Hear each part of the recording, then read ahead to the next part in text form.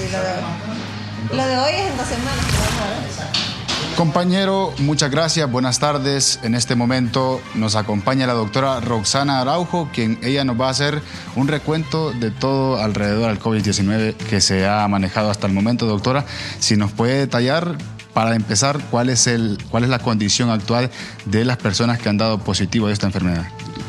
Licenciado, pues podríamos decir nosotros que el día de ayer la Secretaría de Salud, a través de la ministra Alba Consuelo Flores, confirman 3 casos más para un total de 12 personas. De estas 12 personas, 6 son del Distrito Central, 3 corresponden a la ciudad de San Pedro Sula. Tenemos la persona de Atlántida y 2 del departamento de Choluteca, para un total de 16. De estos 3 son menores de edad que andan entre los 8 meses, 4 años y 15 años.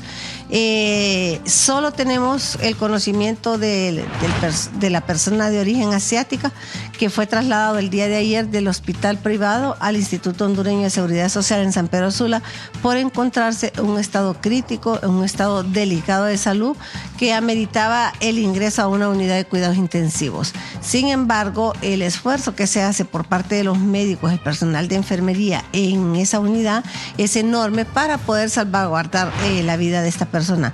Sabemos que en los adultos mayores, es decir, aquellas personas que ya tienen 60 o más años, al contagiarse con un virus como el del COVID-19, el del dengue, el del Zika, ponen en riesgo su vida porque agregan una enfermedad más a lo que ya tienen.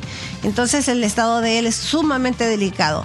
Al haber cualquier eventualidad, serán las autoridades correspondientes, ya puede ser el señor presidente o la ministra de Salud, la que les comunique a ustedes lo que sucede. Doctora, entre los que fueron diagnosticados ayer, usted me detalla un menor de edad, ¿verdad? Sí. La familia de este menor de edad ya se está haciendo algún estudio, porque usted sabe que las posibilidades de contagio existen.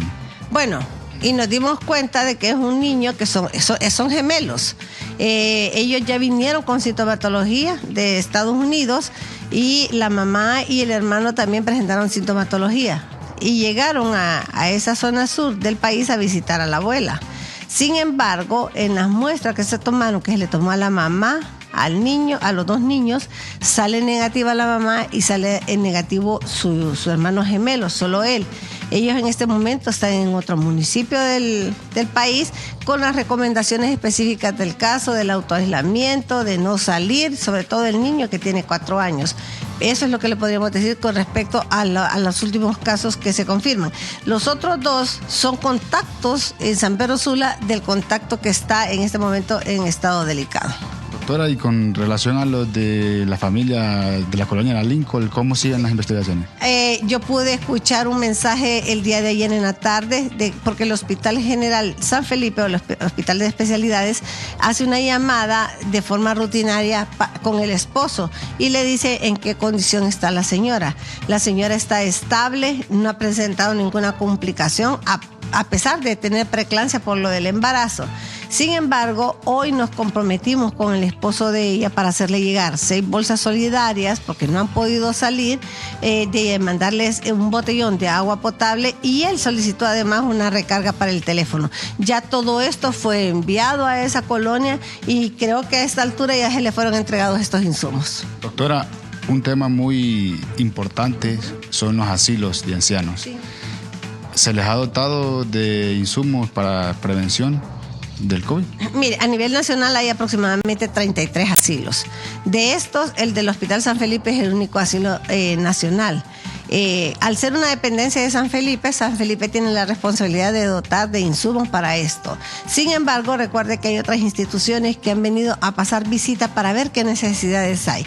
Se han suplido de alcohol gel de manera personal a cada uno de ellos. Tenemos las batas, las mascarillas, los guantes desechables, las botas y los gorros para que el personal de enfermería se lo esté cambiando constantemente. Hemos restringido desde antes de esto de las medidas generales el acceso de las personas, como las visitas de las iglesias, de personas de buena voluntad, para evitar cualquier ingreso de esta enfermedad que nos tiene tan preocupados al asilo. Ya con los viejitos, ¿qué se está implementando, doctora? No, ya con ellos el por lo menos el aislar el asilo, de que no entren personas de manera frecuente que vienen a celebrar con ellos durante horas, yo creo que con eso ya es mucho lo que se ha adelantado.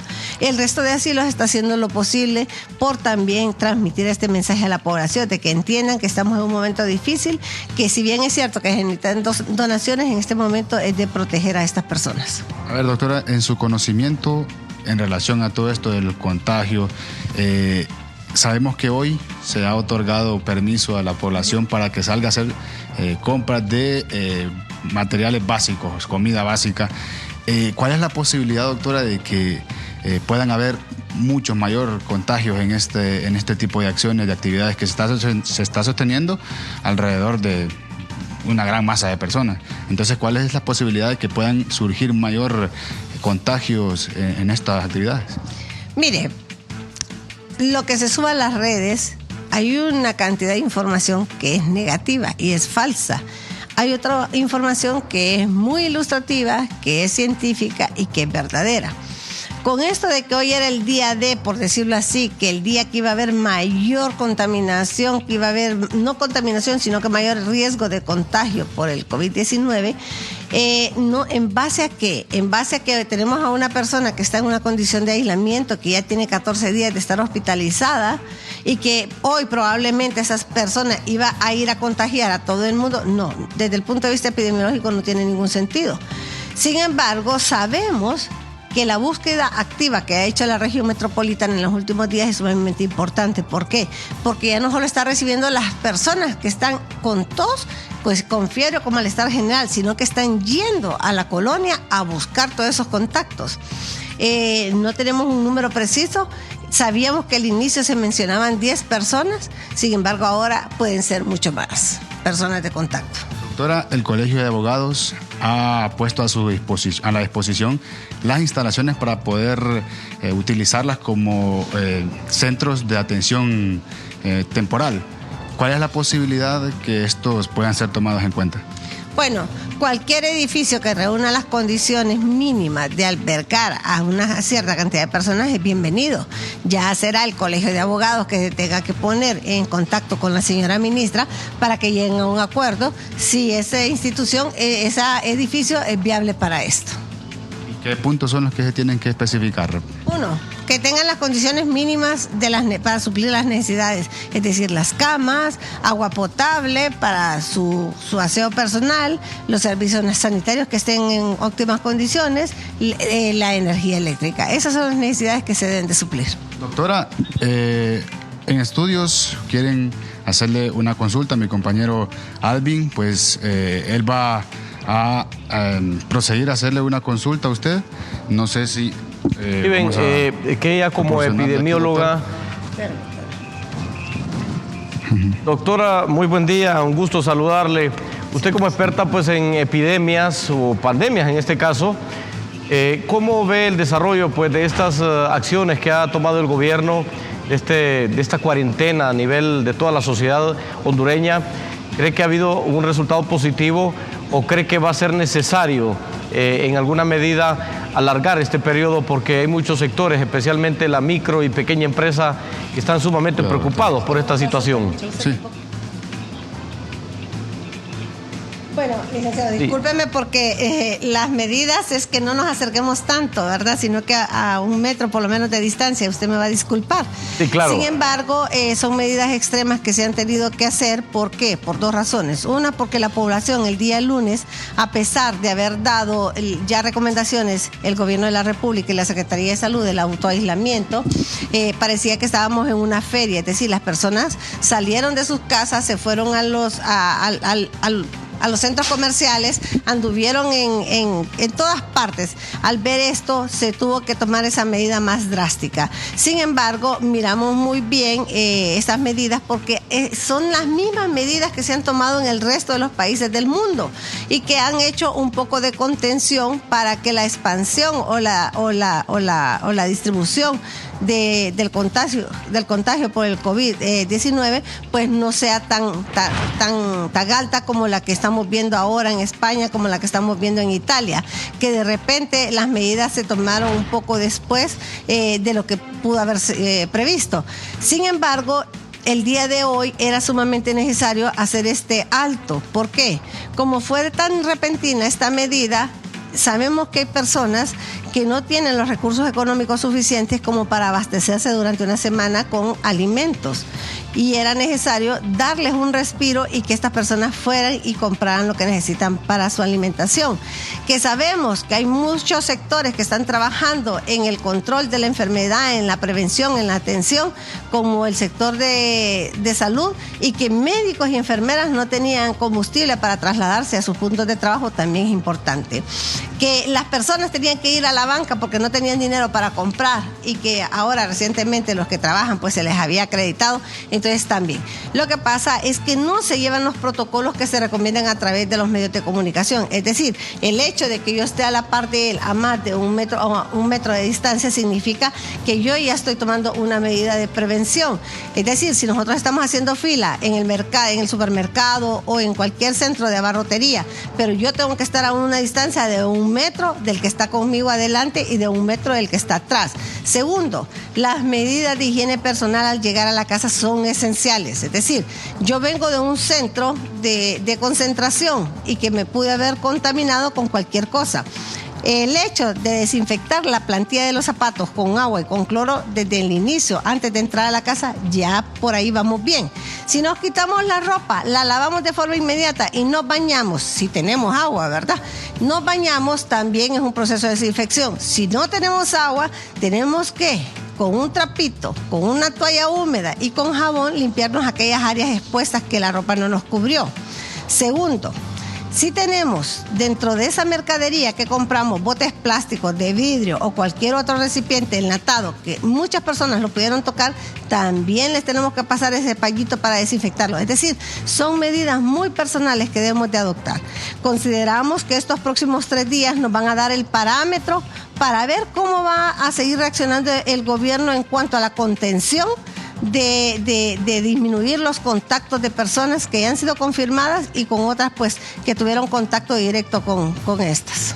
Muchas gracias, doctora. Pues Alvin, ya lo... Para el día domingo... En este momento, la doctora Roxana Araujo haciéndonos todo un recuento de lo último. Sí, o sea, consulta aquí, para el día domingo, domingo tendríamos... sí. Sí, Steven... Pregúntale tú a la doctora que si para el día domingo tendríamos el informe si esta epidemia o pandemia, mejor dicho, se ha extendido, pues no solamente a hondureños que son familiares, sino que a hondureños que de repente se han contagiado en otras situaciones a nivel nacional y si ha sido un éxito pues esta cuarentena.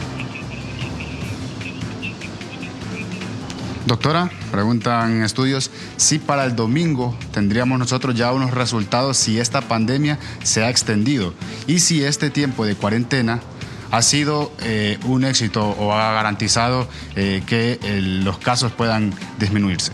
Mire, entendemos que la gente entiende de cuarentena en el sentido de aislarse, pero otras entenderán que la cuarentena son 40 días. Sin embargo, nosotros desde el punto de vista epidemiológico mencionamos periodo de aislamiento. Es una semana.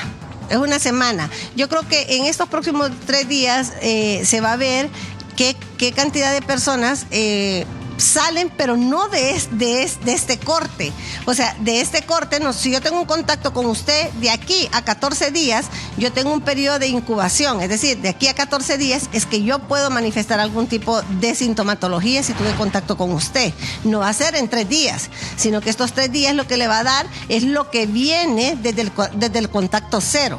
Es decir, el gobierno, a través del presidente Juan Orlando Hernández y su Consejo de Ministros, van a evaluar de aquí al domingo qué medidas. Si se para, como ya se había dicho, solo una semana, o se continúa por los 14 días que son necesarios del aislamiento de la población. Pero eso ya va a ser el presidente en su Consejo de Ministros, que va a estar explicándole a la población las medidas que se van a ir tomando, las que van a ir cambiando. Tentativamente, doctora, para el próximo domingo, ¿qué podríamos estar escuchando por parte de las autoridades? Bueno, ver qué es lo que ha pasado desde los primeros casos hasta ahora.